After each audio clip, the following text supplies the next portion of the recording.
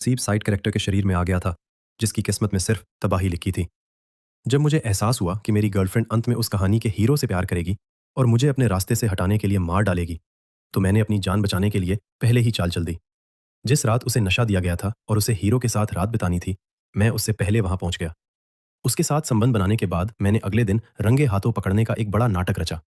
मैंने उससे नफरत भरे लहजे में कहा, ब्रेकअप, मुझे ऐसी मैली औरत नहीं चाहिए जिसे किसी और ने छुआ हो। उस वक्त वो एक टूटे हुए पिल्ले की तरह असहाय दिख रही थी। मेरी नफरत देखकर उसने खुद को इतना रगड़ रगड़ कर धोया कि उसकी खाल तक छिल गई। 4 साल बीत गए। जब मैंने सुना कि वो अब हीरो से शादी करने जा रही है, तो मुझे लगा कि कहानी खत्म हो गई और मैं अब सुरक्षित हूं। मैं दोबारा उसके सामने आया, लेकिन उसी रात उसने मुझे किडनैप करके कैद कर लिया। कमरे की मध्यम रोशनी में उसने धीरे धीरे अपने कपड़े उतारने शुरू किए। उसकी आंखों में एक अजीब सा पागलपन और बेबसी थी। वो गिड़गिड़ाते हुए बोली, बाबू, मेरी तरफ देखो। मैंने खुद को कई सालों तक धोया है। अब मैं मैली नहीं रही। देखो, मैं साफ हो गई हूं। मैं सुन्न खड़ा उसे देखता रहा। जैसे ही मेरी नज़र उसके शरीर पर पड़े उन गहरे और नीले निशानों पर पड़ी, मेरी आंखें भर आईं। मुझे एहसास हुआ कि मैंने उसे बचाने के चक्कर में उसे किस नरक में धकेल दिया था। मेरे कानों में मेरे दोस्तों की गालियां और सफ़ेद निंगबिंग की सफाई देने वाली आवाज़ें गूंज रही थीं। जैसे ही उसने मेरी तरफ हाथ बढ़ाया, मैं 2 कदम पीछे हट गया। मेरी आंखों से आंसू गिर रहे थे। मैंने कड़वाहट से कहा, निंगबिंग, क्या यही है तुम्हारा वो ऑफिस का काम जिसके लिए तुम बाहर गई थी? वो घबराकर बोली, बाबू, ऐसा नहीं है। तुम जानते हो ना कि मैं सिर्फ तुमसे प्यार करती हूँ। बस करो। मैं पूरी ताकत से चिल्लाया। मेरा गला रुंध गया था। अपने शरीर के इन निशानों को देखो। अब और क्या झूठ बोलोगी? बाबू, मेरी बात मानो। ये सब एक गलतफहमी है। मैं सच कह रही हूँ, निंगबिंग ने गिड़गिड़ाते हुए कहा। वो अपने शरीर पर मौजूद उन रोमांटिक निशानों को देख रही थी। उसकी आंखें लाल हो चुकी थीं, जैसे वो अभी रो पड़ेगी। वो कुछ कहना चाहती थी, लेकिन उसके पास कोई शब्द नहीं थे। वो बस अपनी भीगी आंखों से मुझे भीख मांगती नजरों से देख रही थी। पर मैंने अपना दिल पत्थर कर लिया और आखिरी फैसला सुनाया, ब्रेकअप। मुझे ऐसी मैली औरत नहीं चाहिए जिसे किसी और ने छुआ हो। ये सुनते ही निंगबिंग का चेहरा सफेद पड़ गया। वो ऐसे लड़खड़ाई जैसे उसके पैरों के नीचे से जमीन खिसक गई हो। उसकी आंखों में चमक टूट कर बिखर गई। मैंने अपने नाखूनों को हथेलियों में चुभाते हुए और भी जहरीले शब्द कहे, हाँ, ब्रेकअप। आज के बाद मुझे अपनी शक्ल मत दिखाना। तुम्हें देखकर मुझे घिन आती है। ये कहते हुए मेरी अपनी आंखों से आंसू बारिश की तरह बह रहे थे।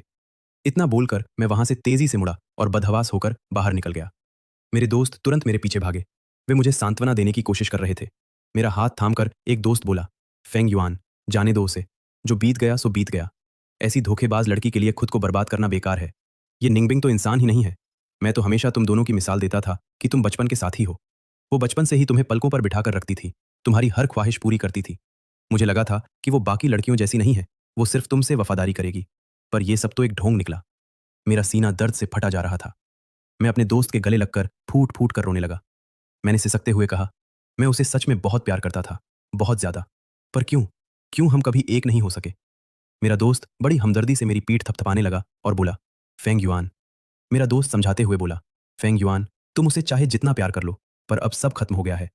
जो एक बार धोखा दे सकता है, वो बार बार देगा। उसे लगा कि मैं निंगबिंग की बेवफाई और उसके धोखे से दुखी हूं, लेकिन सच तो ये था कि मेरा दुख कुछ और ही था।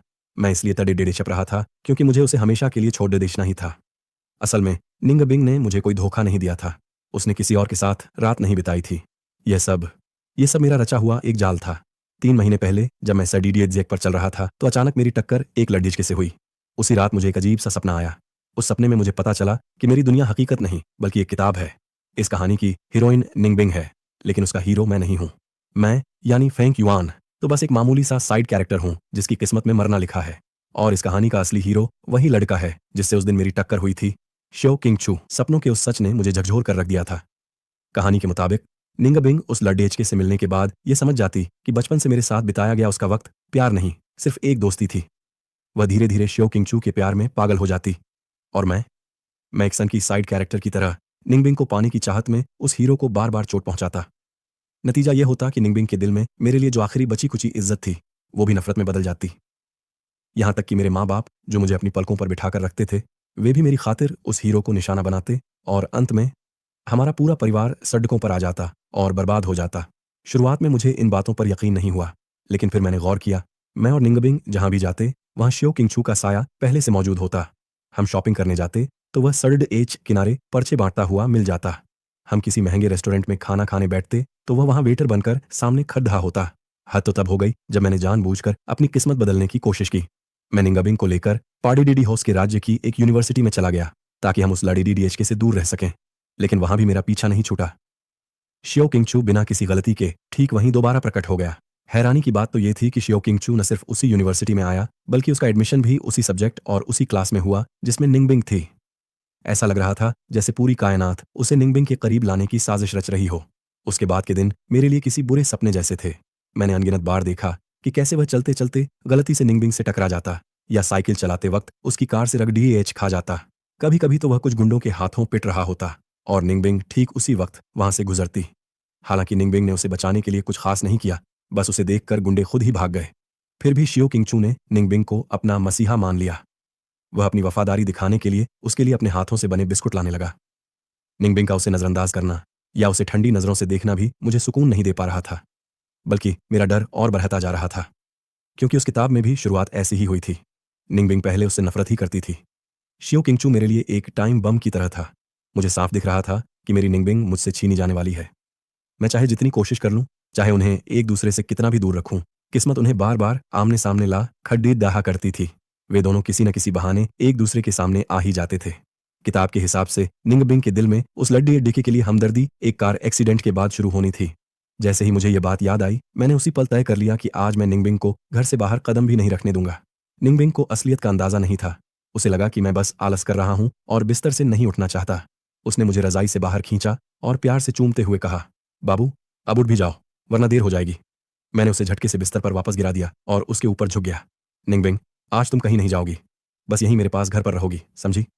वह मुस्कुराई और शरारत से बोली, बाबू, तुम तो बड्डे जिद्दी और बादाओ डोमिनेटिंग होते जा रहे हो, पर मुझे तो क्लास अटेंड करनी है। अब क्या करें? जब तक तुम मुझे घर पर रुकने की कोई बड़ी और दिलचस्प वजह नहीं दोगे, मैं नहीं रुकूंगी। उसकी उंगलियां मेरी नाक से फिसलती हुई मेरे होंठों तक आईं। उसकी आंखों में एक गहरा और नशीला सा सयानापन था। मैं उसकी नजरों को देखते ही समझ गया कि उसके दिमाग में क्या चल रहा है। वह मुझे चूमने के लिए आगे झुका, लेकिन मैंने अपना हाथ बीच में रख दिया। उसने हार नहीं मानी और मेरे हाथ के पीछे ही चूमने लगा। फिर वह किसी छोटे बच्चे की तरह धीरे धीरे मेरे हाथों से लेकर कोहनियों तक चूमता रहा। उसकी शरारती और हल्की सी बाइट बाइट से मुझे गुदगुदी होने लगी। मैं शर्म के मारे रजाई में छिपने की कोशिश करने लगा, लेकिन उसने मुझे पकड़ कर दीवार से सटा दिया। काफी देर तक हम यूं ही मस्ती करते रहे, यहां तक कि उसके बार बार चूमने से मेरे होंठ तक सुन्न पर डर गए। तब जाकर उसने मुझे छोड़ा। खैर, उसने मेरी बात मान ली और पूरा दिन घर पर ही रहा। मुझे लगा कि शायद मैंने किस्मत को हरा दिया है और सब कुछ बदल गया है, लेकिन मेरी यह खुशी बस एक वहम थी। अगले दिन जब निंगबिंग अपनी कार से मुझे लेकर यूनिवर्सिटी जा रही थी, तभी अचानक एक बेकाबू गाड़ी तेजी से हमारी तरफ आई। उस पल मुझे एहसास हुआ कि कुछ नहीं बदला था। मौत अपना रास्ता ढूंढ ही लेती है।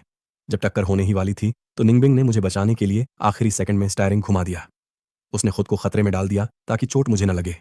जोरदार धमाका हुआ और मेरा सिर चकराने लगा। मेरा पूरा बदन दर्द से टूट रहा था, लेकिन मेरे शरीर पर एक खरोंच तक नहीं आई थी। वहीं दूसरी ओर निंगबिंग खून से लथपथ थी।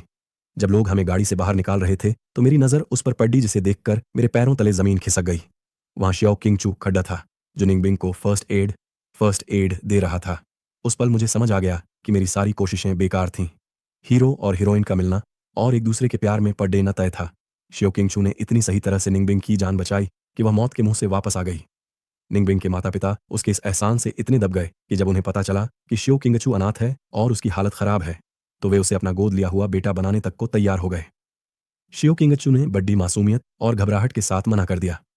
आंटी, अंकल, आप कैसी बातें कर रहे हैं? निंगबिंग ने पहले भी मेरी जान बचाई थी, मैंने तो बस अपना फर्ज निभाया है। निंगबिंग के पिता हैरान रह गए। उन्होंने मुस्कुराते हुए कहा, अच्छा, तो निंगबिंग ने तुम्हारी जान बचाई थी? तुम दोनों का रिश्ता तो वाकई में किस्मत का लिखा हुआ लगता है। किस्मत का रिश्ता, यह शब्द सुनते ही मेरा दिल टूट गया और मैं अंदर तक कांप उठा। मैंने शियो किंगचू की तरफ देखा तो मेरे मन में पहली बार नफरत और बुराई ने जन्म लिया। मैं सोचने लगा, मैं बचपन से निंगबिंग के साथ पला बढ़ा, हर सुख दुख में उसके साथ रहा, तो फिर क्यों? सिर्फ इसलिए कि यह लड़का इस कहानी का हीरो है, यह मुझसे मेरी पूरी जिंदगी छीन लेगा? उस पल मुझे समझ आया कि उस किताब में मेरा किरदार विलेन क्यों बन गया था। आखिर कौन ऐसा इंसान होगा जो अपनी आंखों के सामने अपना प्यार और अपनी अहमियत छीनते देखकर चुप रहेगा? किसे दुख नहीं होगा, लेकिन मैं उस किताब के अंजाम जैसा मरना नहीं चाहता था। मैं नहीं चाहता था कि मैं शियो किंगचू को परेशान करूं और निंगबिंग की नजरों में और ज्यादा गिर जाऊं। इसलिए मैंने एक बहुत बड़ा फैसला लिया, पीछे हटने का। प्यार चला गया तो दोबारा मिल जाएगा, लेकिन अगर जान चली गई तो सब खत्म हो जाएगा। और निंगबिंग से पीछा छुड़ाने के लिए मुझे एक ऐसा नाटक रचना था जिससे वह खुद मुझसे नफरत करने लगे। निंगबिंग से अलग होने के लिए और उसके मन में मेरे प्रति एक अपराध बोध, गिल्ट पैदा करने के लिए मैंने धोखे और बेवफाई का एक ऐसा नाटक रचा जो उसे अंदर तक झकझोर दे। जब मुझे पता चला कि निंगबिंग को उसके हाईचेंग के बिजनेस ट्रिप के दौरान चुपके से नशा दिया जाएगा और किस्मत के खेल की वजह से वह शियो किंगचू के साथ रात बिताएगी, तो मैंने तय किया कि मैं उससे पहले वहां पहुंचूंगा। मैं अपनी जान बचाने के लिए यह पाप करने को तैयार था। मैं वहां समय से पहले पहुंच गया और शियो किंगचू के आने से पहले ही नशे में धुत और बेसुध निंगबिंग को अपने साथ ले आया। उसका चेहरा लाल पर डेरे चुका था और वह होश में नहीं थी। मैंने उसे कमरे में ले जाकर बिस्तर पर लिटा दिया।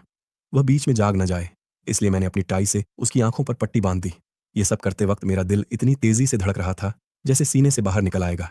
आखिर मैंने अपनी पूरी जिंदगी में कभी ऐसा कोई गलत काम नहीं किया था, लेकिन अब मैं उस मुद्दे पर था जहां से पीछे हटने का कोई रास्ता नहीं था।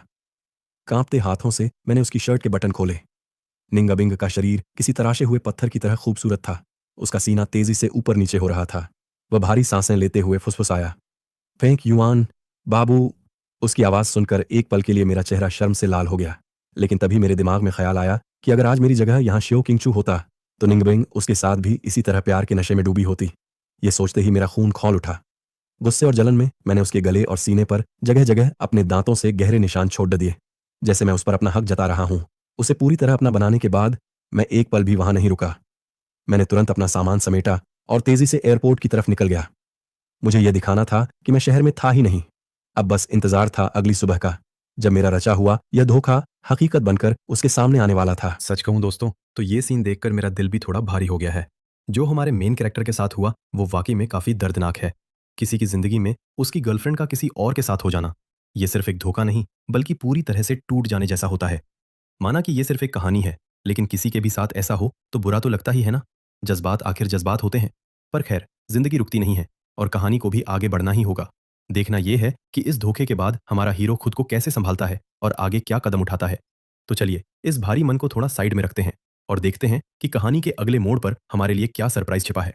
चलते हैं कहानी के अगले हिस्से की तरफ। जब मुझे लगा कि वक्त हो चुका है और निंगबिंग के शरीर से नशे का असर कम हो रहा होगा, तब मैं अपने दोस्तों को लेकर वहां पहुंच गया ताकि वे इस धोखे के गवाह बन सकें। कमरे में निंगबिंग के पास कोई और मर्द था या नहीं, इससे मुझे फर्क नहीं पड़ता था। सबसे बड़ी बात तो उसके शरीर पर मौजूद वे निशान थे जिनका उसके पास कोई जवाब नहीं था। मैंने एक ऐसे काल्पनिक आशिक की कहानी बुन दी थी जिसके बारे में निंगबिंग कभी सफाई नहीं दे पाती। वह बेगुनाह होकर भी खुद को साबित नहीं कर सकती थी। सब कुछ मेरी प्लानिंग के मुताबिक हुआ। पूरी दुनिया की नज़र में वह एक धोखेबाज बन गई और मैं वो बदनसीब प्रेमी जिसका दिल बुरी तरह टूटा था। हाईचेंग छोड़ाने के बाद मैं सीधा अपने घर पहुंचा और खुद को कमरे में बंद कर लिया। मेरा दुख झूठा नहीं था, वह एकदम असली था। किसी ऐसे इंसान को छोड़ देना जिससे आप बचपन से प्यार करते आए हों कोई मामूली बात नहीं थी, लेकिन दुख के साथ साथ मेरे मन में एक खौफनाक डर और ग्लानि गिल्ट भी थी, क्योंकि मैंने उस किताब की कहानी का इस्तेमाल करके मैंने उसे उस गुनाह की सजा दे दी थी जो उसने अभी तक किया भी नहीं था। मेरे माता पिता ने मुझे समझाने की बहुत कोशिश की, लेकिन मैंने किसी की नहीं सुनी। उन्हें लगा कि निंगबिंग ने मुझे धोखा देकर मेरा दिल तोड़ा है, लेकिन सिर्फ मैं जानता था कि निंगबिंग की कोई गलती नहीं थी। निंगबिंग मुझे बार बार फोन कर रही थी, लेकिन मैंने एक भी कॉल नहीं उठाया। फिर एक दिन वह सीधे मेरे घर आ गई और मुझसे मिलने की भीख मांगने लगी। मुझे पहले से पता था कि इस तरह अचानक ब्रेकअप करना उसके लिए सहना आसान नहीं होगा और वह इतनी जल्दी हार नहीं मानेगी। लेकिन अगर मैं उस किताब की तरह धीरे धीरे उसे खुद से नफरत करने पर मजबूर करता तो वह दर्द मैं बर्दाश्त नहीं कर पाता। कई दिनों तक वह मेरे घर के बाहर खड़ी रही। मम्मी पापा जानते थे कि मैं उससे नहीं मिलना चाहता, इसलिए उन्होंने उसे अंदर नहीं आने दिया। फिर एक दिन बहुत तेज बारिश होने लगी। वह घंटों तक बारिश में भीगती रही, लेकिन वहां से हटने को तैयार नहीं थी। आखिर मेरे माता पिता ने उसे बचपन से अपनी आंखों के सामने बढ़ते देखा था। मेरे माता पिता का दिल आखिर पिघल गया और उन्होंने उसे घर के अंदर आने दिया। अब मेरे कमरे के दरवाजे के बाहर सिर्फ उसकी गिदगिदाती हुई आवाज गूंज रही थी। वह रोते हुए कह रही थी, बाबू मुझे माफ कर दो, प्लीज मुझसे बात करो, ये सब मेरी गलती है। मुझे शराब नहीं पीनी चाहिए थी, मुझे खुद को इतना मैला नहीं करना चाहिए था। प्लीज मेरी तरफ देखो, मैंने खुद को साफ कर लिया है। बाबू मैं तुमसे भीख मांगती हूँ, क्या तुम तभी मुझसे मिलोगे जब मैं अपनी यह खाल उतार दूंगी? मैं जानता था कि वह पागलपन में ऐसा कर सकती है, इसलिए मैंने हार मानकर दरवाजा खोल दिया। मेरी आंखों के सामने वह खद्दी थी, आंखों में आंसुओं का सैलाब और पूरा बदन बारिश में भीगा हुआ जैसे कोई लावारिस पिल्ला हो। उसने कांपते हाथों से मुझे गले लगाने की कोशिश की, पर छूने से ठीक पहले ही डर कर हाथ पीछे खींच लिए। मेरी नजर उसकी खाल पर पड़ी। उसके गले और कंधों पर अजीब सा गहरा लाल रंग उभर आया था। वह लाल निशान सामान्य नहीं थे, ऐसा लग रहा था जैसे उसने खुद को तब तक रगड़ा है जब तक कि खून न निकल आया हो। उसकी त्वचा को देखकर मेरा दिल दहल गया। जहां जहां मैंने अपने दांतों के निशान छोड़े थे वहां की खाल उसने रगड़ रगड़ कर छील दी थी। ऐसा लग रहा था जैसे वह अपनी ही त्वचा को शरीर से अलग कर देना चाहती हो। वह सिसकते हुए बोली, बाबू मुझे बस एक मौका और दे दो, प्लीज, क्या तुम मुझे एक बार और नहीं अपना सकते? मैंने अपना दिल पत्थर कर लिया और कहा, निंगबिंग, मेरे बिना भी तुम खुश रह सकती हो। तुम किसी और को पसंद कर सकती हो। मुझ पर इतना अडिग मत रहो। उसकी आंखें गुस्से और दर्द से लाल हो गईं। उसने तुरंत चिल्लाकर कहा, नहीं, कोई और नहीं हो सकता, कभी नहीं। तो फिर उस शियो किंगचू का क्या? मैंने कड़ी डीडे हवाहट से पूछा। क्या तुम ये कह सकती हो कि उसके आने से हमारे बीच कुछ नहीं बदला? निंगबिंग ने तुरंत जवाब नहीं दिया। उसकी उस खामोशी ने मुझे सब कुछ बता दिया। मैं समझ गया कि मेरा अंदाजा सही था। कहानी अपना रास्ता बना रही थी और उस लड़के का साया हमारे बीच आ चुका था। तो दोस्तों, इस कहानी को हम यहीं पर खत्म करते हैं। अब आप में से बहुत से लोग ये सोच रहे होंगे कि भाई इस कहानी को बीच में ही क्यों छोड़ रहे हो? सच कहूं तो मेरा मकसद पूरी कहानी बताना नहीं था, बल्कि आप सभी को फिर से एक साथ लाना था। आप जानते ही हैं